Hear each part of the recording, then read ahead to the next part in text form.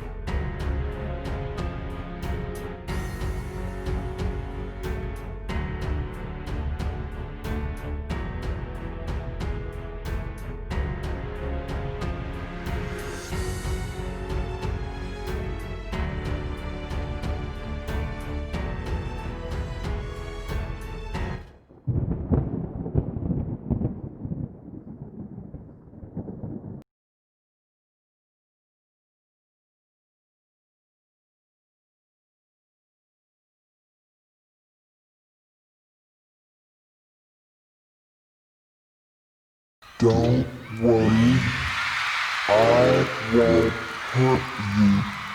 I only want you to have some fun. Hi, I'm the Night Child, and once again I have the superb honour of reviewing another fantastic Prince album with my good friend, Mr. Ants. Today, we look at 1999.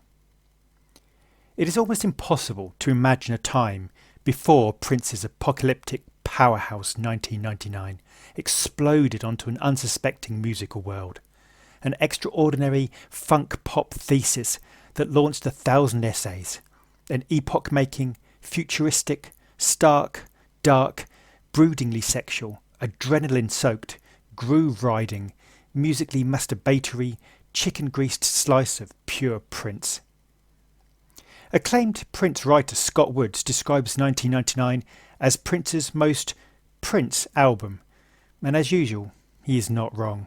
It is here on this album that Prince finally gets to truly stretch his funk legs and ride a groove, and nowhere is this made more clear than, despite being a double album, there are only 11 tracks but a running time of over 70 minutes.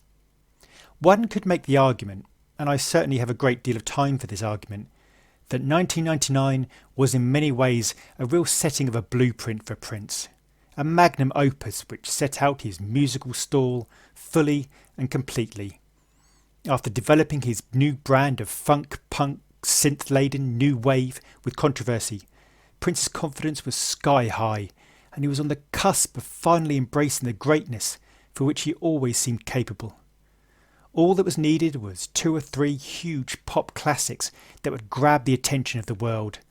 The launching of MTV, an unparalleled triple threat stage show with Prince, The Time and Vanity 6, and most importantly, a clear, bold, intelligent and unmistakable declaration. Prince was taking the world stage, and music would never quite be the same again.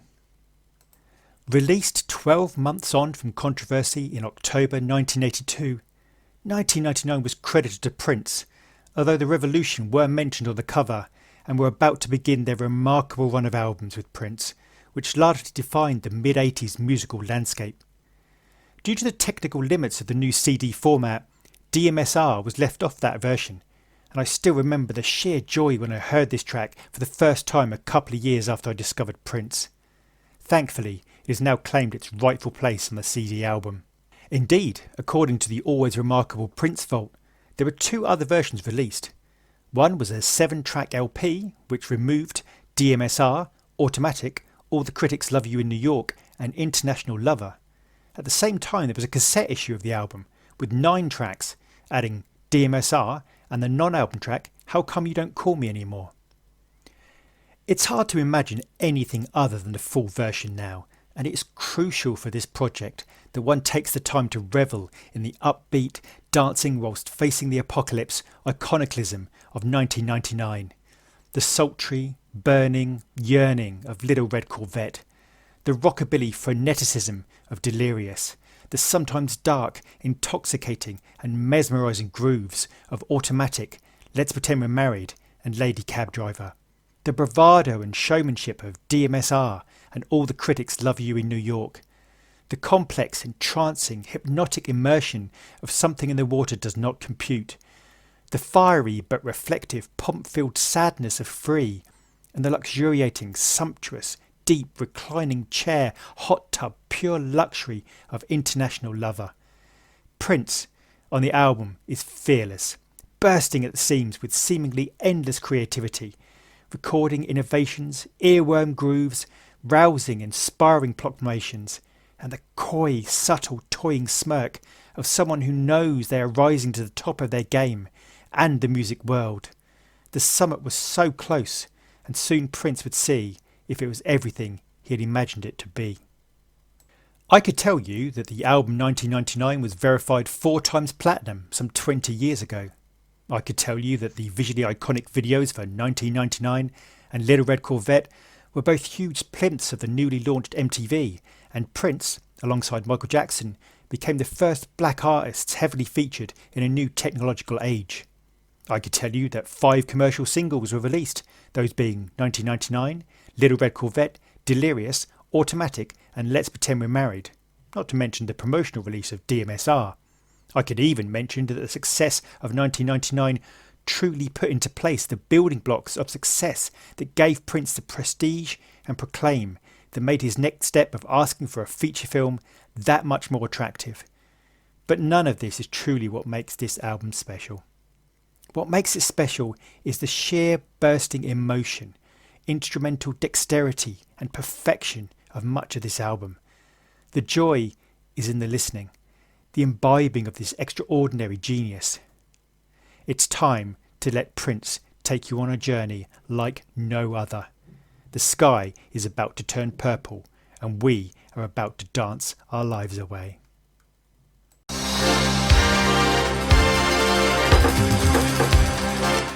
The tone of 1999 as an album and song are set in their opening first few moments as Prince, his voice slowed down and alien-like, announces part harbinger of doom, part funk DJ. Don't worry, I won't hurt you. I only want you to have some fun. It is at this point that the growing, clambering, atmospheric rise of Lindrum staccato spatterings and triumphant, proclamatory synth chords which announce the track like a medieval royal entrance, which in a way I suppose it is. The bass is simply sumptuous, and the opening few iconic bars could be played on loop to sustain anticipation and energy for much longer, something that Prince would often do when announcing this track live and toying with the audience, ramping up their excited fervour. The back and forth sharing of the opening lines between The Revolution and Prince really launches their upcoming importance over the next few years of Prince's creativity, and the blending of all their voices as the song ramps up to the chorus is sonically perfect.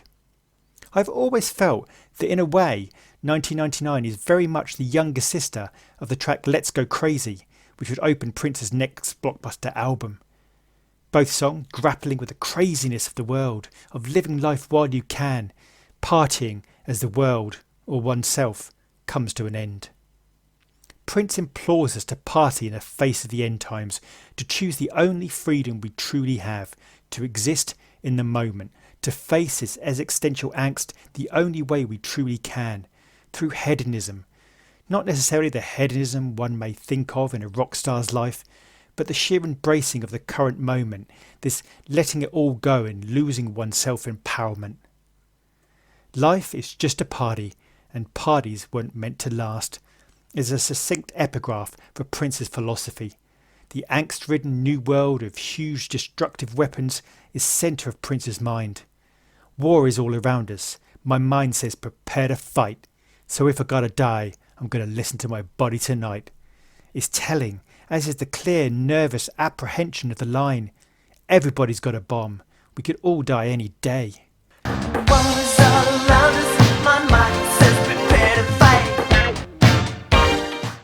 It must almost go without saying now that the full-length track is clearly the gold standard. And after crafting a perfectly composed iconic track, Prince at around the 4 minutes 30 mark just lets the track loose. The party refrains, the can't run from revelation line, the abandonment of Prince, hooping, interjecting, screaming, all leads into the poignant final section at 6 minutes, where the innocent childlike question rings throughout your ears once more. Mummy, why does everybody have a bomb? Despite this track now being over 38 years old, its relevance, freshness and ability to impact people on a gut level is undiminished. Prince was always decades ahead of his time, something we are only now beginning to truly realise.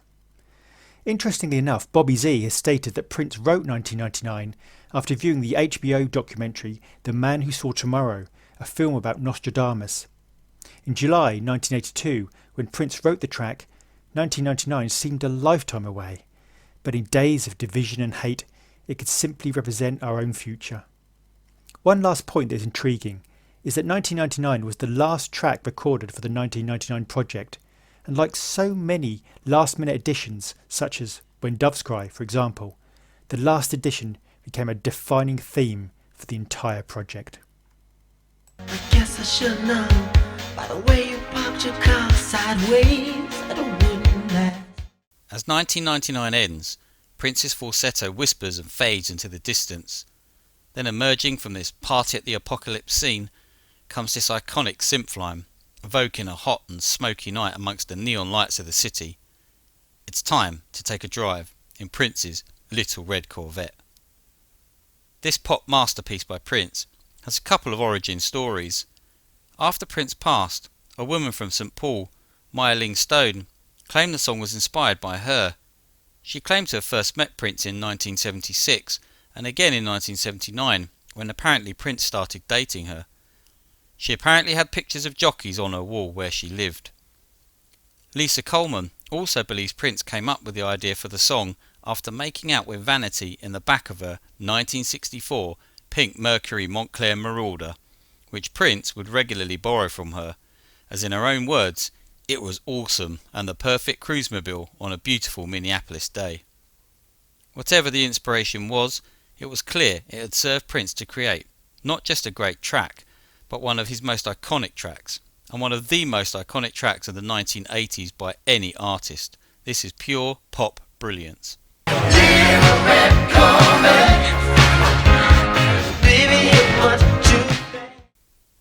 From those opening chords to the first few lines of the first verse, it's clear that Prince had finally nailed the perfect crossover hit he had been searching for. A song that would start to make Prince a household name in America. The melody is catchy as hell and once heard instantly recognisable and never forgotten, and by naming the track Little Red Corvette, well, from then on Prince would become synonymous with Corvettes, especially red, always getting a nod or mention in popular culture, even though the song has nothing to do with the cars. It was a masterstroke by Prince. The Corvette in question in Prince's song is a metaphor for the object of his affections, a fast woman who loves them and leaves them fast. I guess I should have known by the way you parked your car sideways that it wouldn't last. See, you're the kind of person that believes in making out once, love 'em and leave 'em fast. Prince's lyrics here are full of imagery and metaphors and really work so well.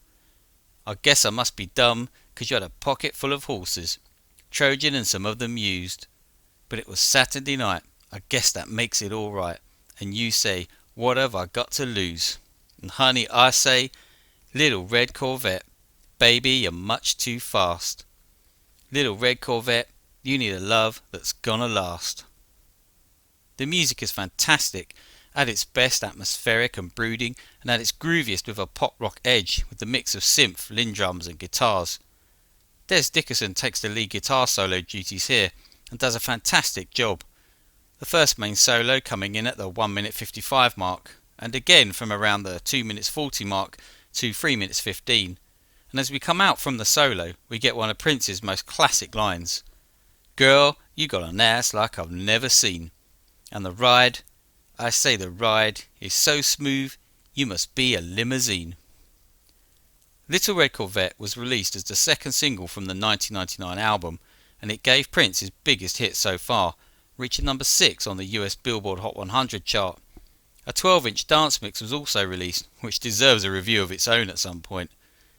The single was also re-released in the UK in 1985 after the success of Purple Rain, reaching number 2 in the UK Top 40. The video, which was shot on the 1999 tour stage, was Prince's second to make it onto MTV following 1999, helping to lay the foundations for Prince's crossover into the mainstream audience. Little Red Corvette went on to be performed by Prince on almost every tour of his career, right up to his final tour, Piano and a Microphone, in 2016. It went through a superb reimagining from the late 2000s, adding a superb slow down call and response section with the audience.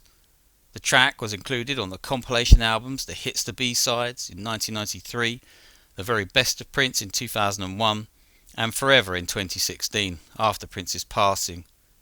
The dance mix was also included on the compilation album Ultimate in 2006. Little Red Corvette is a stunning pop track that still sounds as good today as it ever did. It helped to put Prince's star across to the masses and remains one of the greatest pop songs ever written.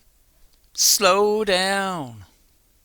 I get delirious whenever you're near. It was only with the 2019 release of 1999 Super Deluxe, an album we will get to later, that the full-length version of Delirious was officially released. However, this edited version, despite clocking in at under 4 minutes, packs a truly powerful punch, and also notes a real shift in tone from the opening 2 tracks of this atmospheric and almost claustrophobic album. Delirious has obvious cousins in tracks such as Horny Toad and Jack You Off. It is virtually illegal to discuss this track without using the word rockabilly. So, now that's done, on with the fun.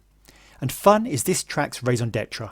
After staring down the apocalypse and being burnt by the fumes of the fast lover of Little Red Corvette, Delirious is almost a palate cleanser, but not in any pejorative or diminishing way. It's an addictive, fun party track whose squeaky, squelchy synth lead lines borders on comedic, whilst Prince adds a nod to Elvis and almost sounds buffeted along by this frenetic wave of unbridled desire. I'm delirious. You get me. Prince urges for his desired love, leaving him to proclaim, "Baby, you got to stop, 'cause if you don't, I'm gonna explode, and girl, I've got a lot." The line in which Prince takes a journey in and around her lake is pure Prince, and always raises a smile. There's a nice little bass noodle and synth motif at around 3 minutes 15, and an ending cry of a baby, just because, well, Prince could do whatever he likes.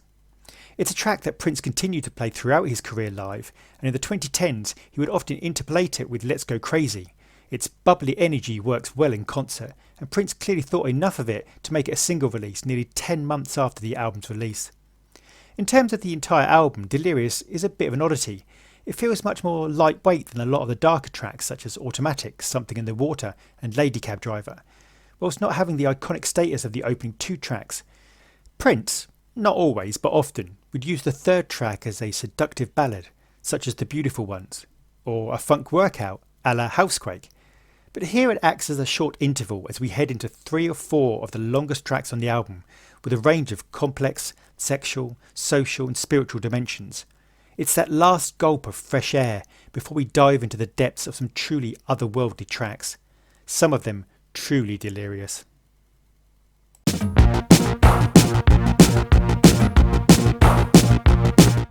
Excuse me, but I need a mouth like yours. Shall I continue? The first of several 7-minute plus tracks on the album, Let's Pretend We're Married, opens with the Linn drum pounding out a fast and frenetic marching beat in overdrive. Then the synths kick in with an upbeat, almost bouncy effect that just makes you nod your head back and forth, almost like a headbanger. Then Prince comes in with his vocals. Now there are some Prince songs that are thought-provoking with different meanings to be found by the listener. There are tender romantic ballads, seduction love songs, feel-good dance and funk tracks, and then there are the outright shocking taboo songs about sex. Let's Pretend We're Married falls in between the dance tracks and the taboo songs by mixing them up to create a pounding and pulsating sound experience, with Prince pulling no punches as to what's on his mind. Let's pretend we're married and go all night. There ain't nothing wrong if it feels alright. I won't stop until the morning light. Let's pretend we're married and go all night tonight. Here we see Prince playing the part of a lonely man whose girl has left him, but rather than being heartbroken, he just doesn't care and just wants to go all night. My girl's gone and she don't care at all. And if she did, so what? Come on baby, let's ball. The music and pace in the track is relentless, with some great synth effects buried in the mix if you listen closely on headphones, and a fantastic passion-filled scream by Prince full of reverb that just goes straight through your head.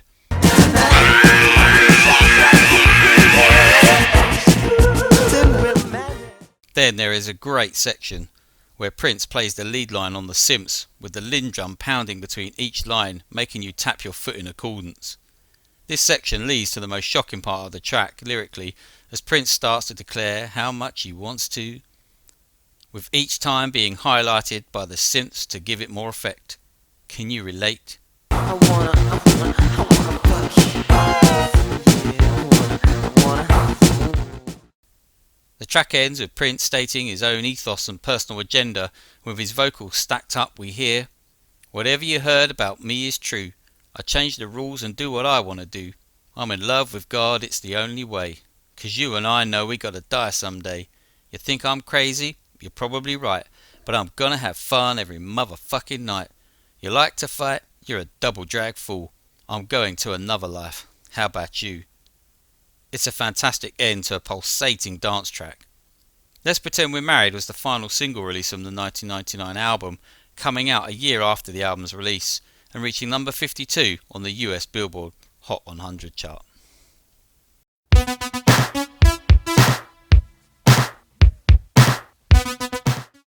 There are some tracks in the Prince catalogue which, and I can find no other way to describe it, just make you want to combust with joy. For me, this is one of them.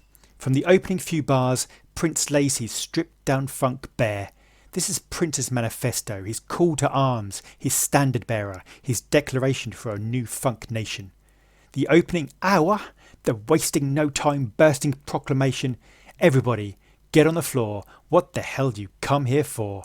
The bass-laden drum stabs, the undercurrent of chicken grease guitar, and simply sumptuous vocals make this track one that encapsulates Prince like few others. 1, 2, 3, listen to me. I don't want to be a poet because I don't want to blow it.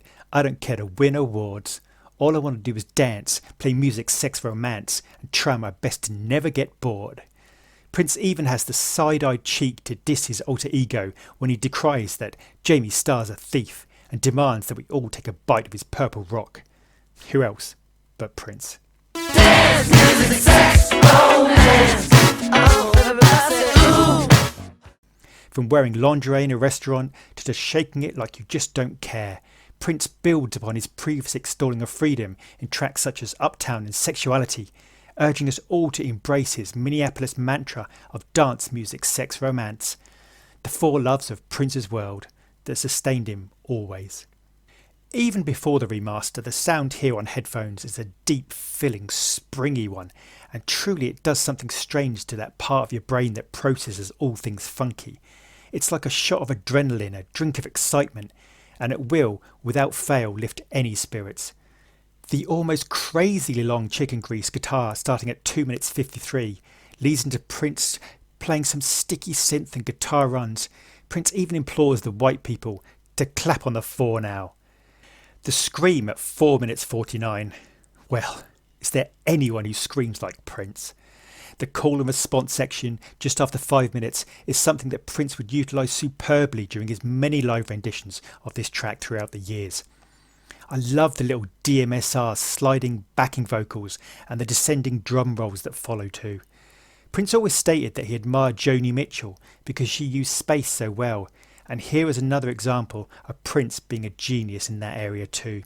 Prince knows just when to break down the track, strip it back, and then build it up and add the layers to full effect. By the end of this rousing juggernaut, women are somewhat scarily calling for help. Prince is in full-throated party mood, and it's all a bit crazy, like some unravelling party that could go almost anywhere. No one track can define Prince, nor should we ever try to contain him, but this track does more than most to encapsulate Prince's manifesto at the time. The only noticeable omission being God, and whilst belief has played a part in Prince's music and indeed his life from the very beginning, it is noticeable that, aside from the Lord's Prayer and controversy, it was this album and onwards where Prince regularly embraced the religious contemplation with such tracks as God and The Ladder and, depending how you interpret it, the track Free from 1999. However, for Prince, D.M.S.R is the natural opening act, or if you prefer, after party, to the title track 1999, and it still sounds sublime. You ask me if I love you. It's automatic. Coming in at just over 9 minutes, this incredible track is the longest on the album, and also one of the best. Musically here we see Prince going new wave, and this wouldn't sound out of place on a Gary Newman album. The music and feel of this track is just hypnotic, especially the vocal delivery, and if you dare to listen on headphones, you will be put into a trance by the swirling synths and the vocals, which pan from left to right. You ask me if I love you, it's automatic, 'cause every time you leave me, I die, it's automatic too. The way Prince delivers his vocals is almost machine-like. automatic, just tell me what to do. There's almost a Kraftwerk computer world feel to it. Lyrically, this is Prince writing about being addicted to his lover and all the things that he would do which come automatically.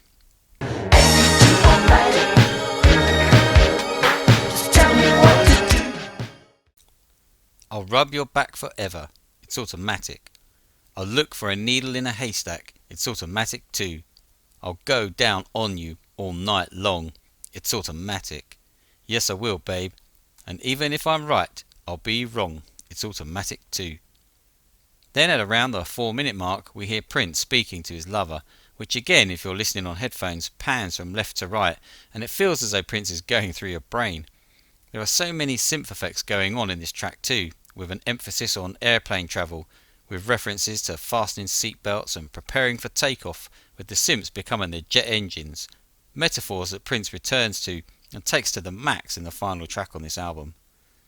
Lisa Coleman and Jill Jones provide backing vocals on the track, which really adds to the mechanical feel of the music with their AUT-omatic refrain throughout.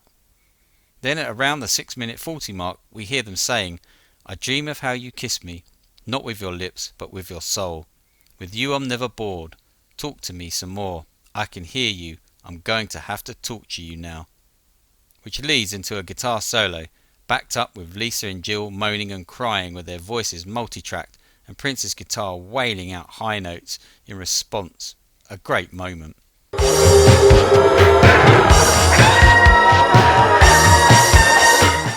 Automatic also has a very memorable video. Again shot on the 1999 tour stage setup, we see Prince playing on the airplane metaphor straight away while wearing a captain's hat. And midway through the video we see Des Dickerson waving in the plane for boarding in the background, only for the plane to be a bed. The video does a great job of showcasing Roy Bennett's fantastic stage lighting, with Prince in the shadows and then in the light when delivering his lines. Prince himself does a really great job of physically interpreting the machine-like nature of the vocals with some abrupt facial expressions. The video finishes with Lisa and Jill tying Prince to the bed and spinning him round and round before Lisa begins to whip Prince in a mild S&M scene. A memorable video for a memorable song. Automatic is one of those only could have come from Prince's mind incredible jams and remains a true highlight of this album. Must be something in the water they drink. It's been the same with every girl I've had. There was no one more delighted than me when Prince and Third Eye Girl dug deep into the archives and rescued and reinterpreted Something in the Water Does Not Compute during their shows from 2013 onwards.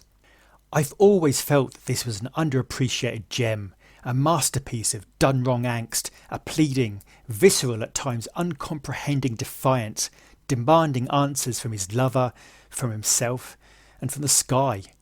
This track bursts out of the gate with some of the best drum programming to stem from the cold lands of Minnesota.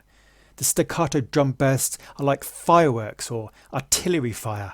They ricochet around your head and almost mirror Prince's mind, which is flying like a pinball, desperately yearning to understand how he's being treated this way by the object of his desire.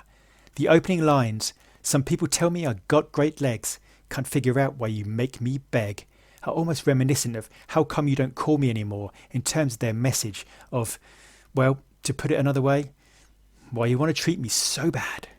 There are some truly atmospheric rising chords that really add to the murkiness of the track, almost feeling like you are underwater, playing into the title of the track. Prince, as he is so clever at doing, creates a line that has multiple meanings.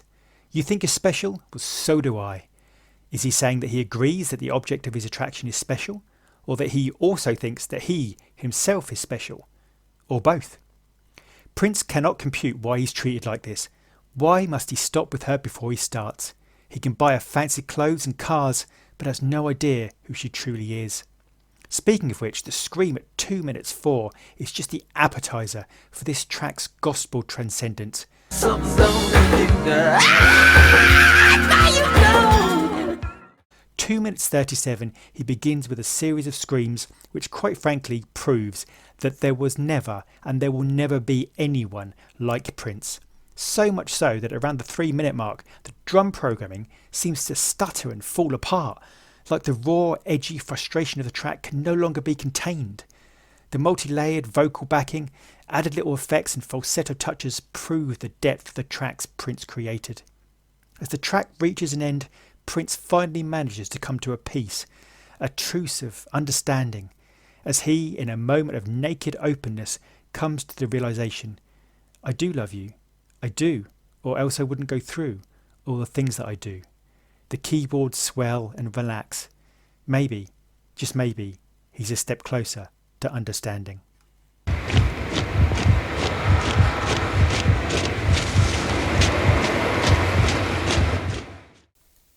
The sound of a beating heart.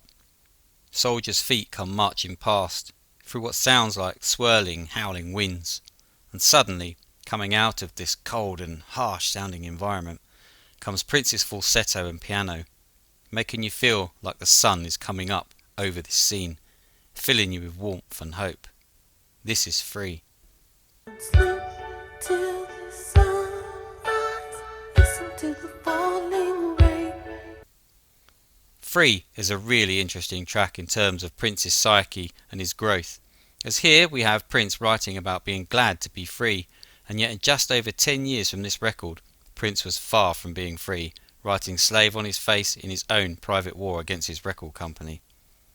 But here in 1982 we have Prince rejoicing our collective freedom and fighting for it in an anti-war statement too. Be glad that you are free. Free to change your mind. Free to go most anywhere, any time. Be glad that you are free. There's many a man who's not. Glad for what you had, baby, and what you got. Prince also deals with loneliness, something very prevalent in a lot of his early work, asking us here to only cry when we are happy, to smile when we are blue, and to never let that lonely monster take control of you. Prince also tackles guilt about all those little sins we commit every day. Don't sleep until you're guilty, because sinners all are we. There's others doing far worse than us, so be glad that you are free.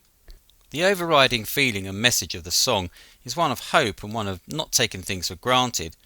Be glad for all the things in your life, all the people, the moments that are also special and unique, as they will never come again. And in today's COVID, lockdown and restricted world, once again Prince's lyrics hit home and are so relevant. Soldiers are a-marching, they're writing brand new laws. Will we all fight together for the most important cause? We will fight for the right to be free. Prince's vocals then go from his soft, mournful falsetto to a growling, pleading, almost screaming refrain of the chorus, before indeed Prince can't control it anymore and he lets out an impassioned scream. There is also a guitar solo running through this section which comes to the fore a few seconds after the screaming, before finally noodling away as the music fades out and the piano closes out proceedings in a dreamy, melancholic manner. Was this freedom really a dream after all? The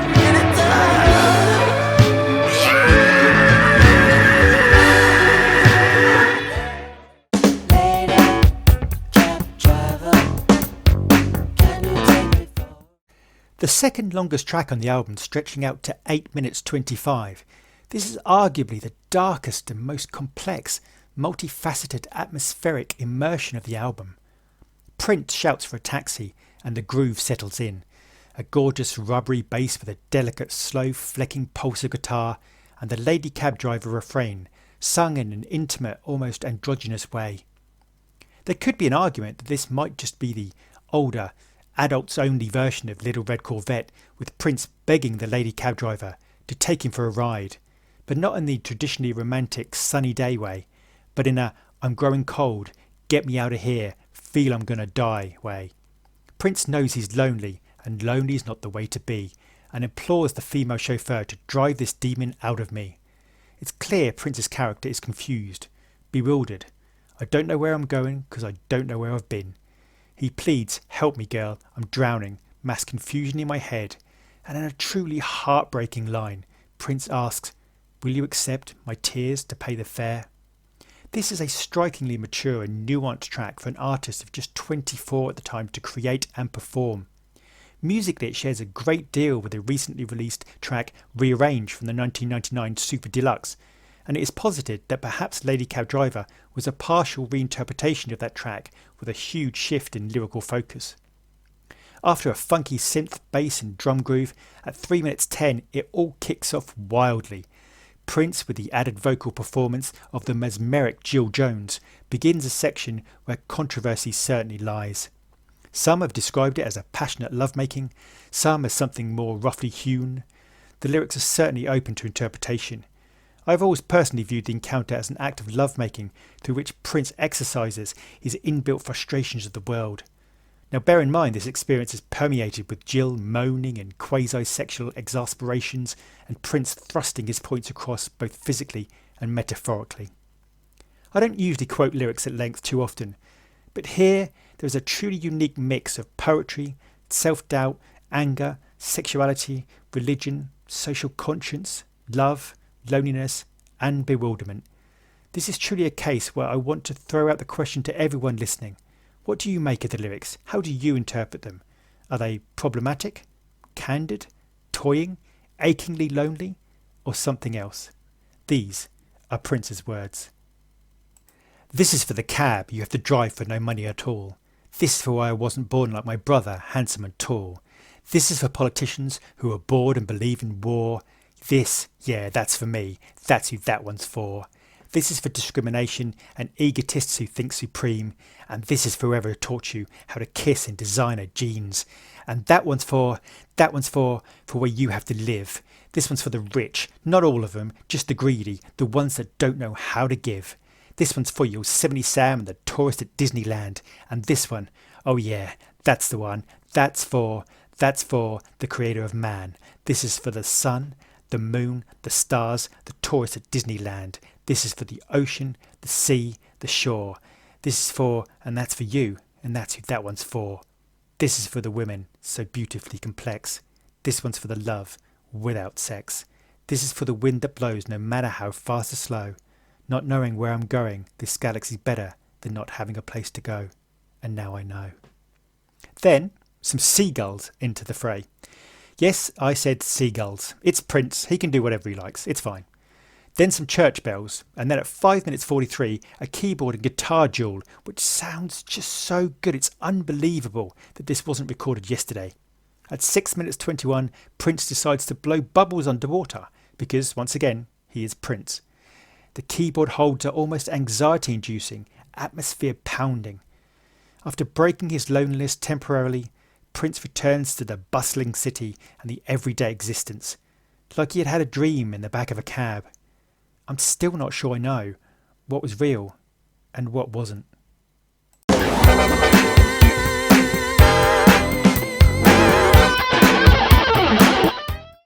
can dance if you want to. All the critics love you in New York. Pulsating, driving, hypnotic and funky purple groove. All the Critics Love You in New York is, as I've said many times before, another one of those could only come from Prince's brain tracks. He takes all the latest technology and trends of the time in music and mixes it all up and gives you an incredible funky purple jam.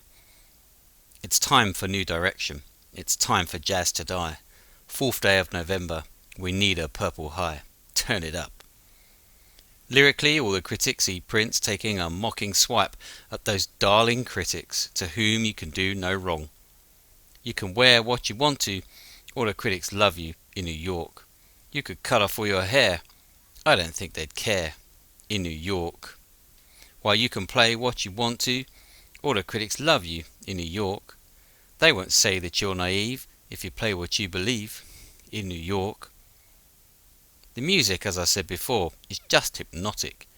Prince really had found something special with these extensive extended jams he was able to include on the 99 album. The lid drum programming and the synths sound like they're from a different galaxy, and still to this day sound like nothing you've ever heard before. Prince could churn grooves like this out for days and it would still seem too short. They are so engrossing.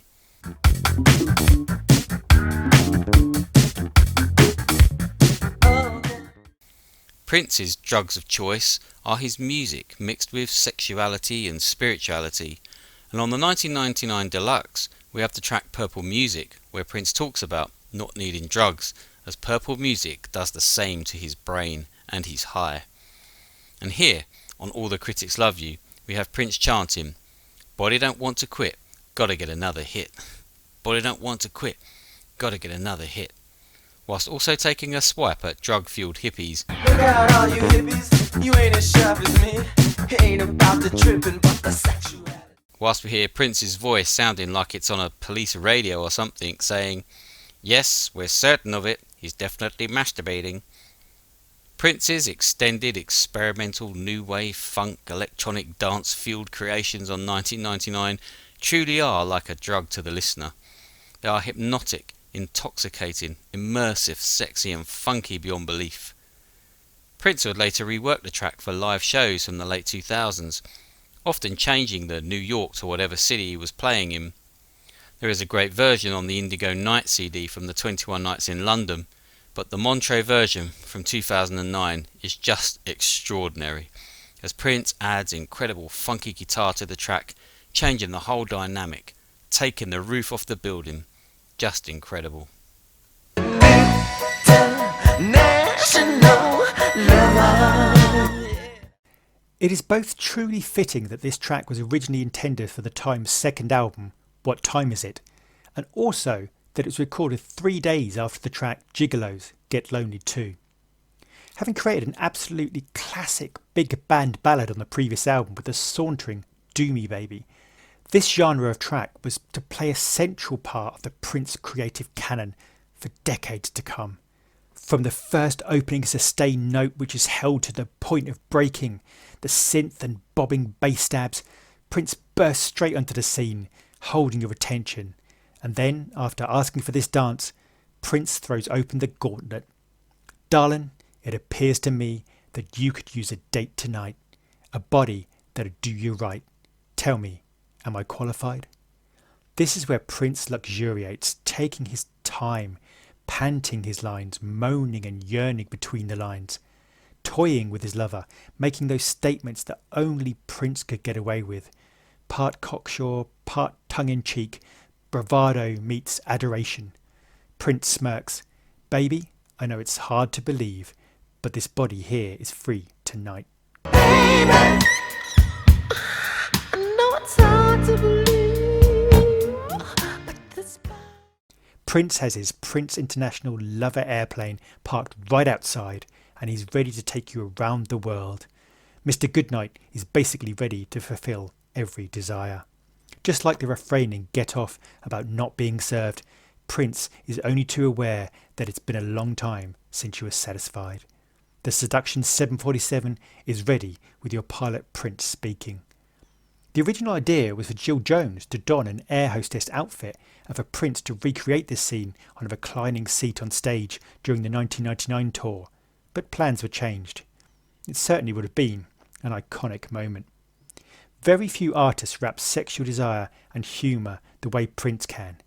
After getting himself worked up into a heightened state of arousal, he declares rather wryly that, in the event there is overexcitement, your seat cushion may be used as a flotation device. No one, and I mean no one, builds up a track like Prince. It just rises like a river about to burst its dam, and at 5 minutes 10 Prince ramps it up and up until the excitement cannot be sustained anymore. It's just extraordinary, and at 5 minutes 34 Prince's screams simply shudder through your soul. It's an existential shriek, an absolute abandonment of control. Prince then subsides into a post-coital malaise, tired, spent and content. Can nobody do it like Prince?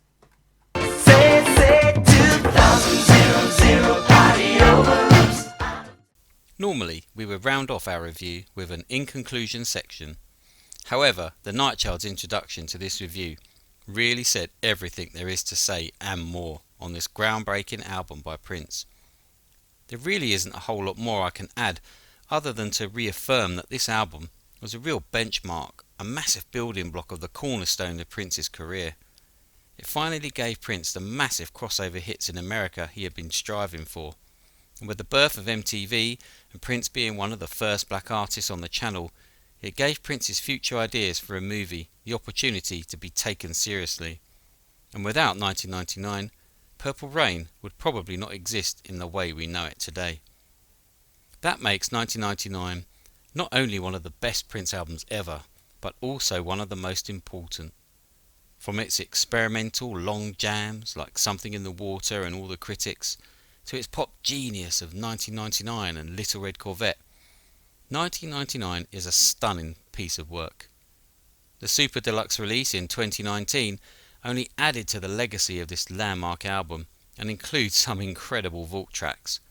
But as we are reviewing Prince's discography in chronological order, we will get to reviewing that release in the near future. But for now, let's just enjoy 1999, the album on its own as it was. As next up, well, things are about to become purple.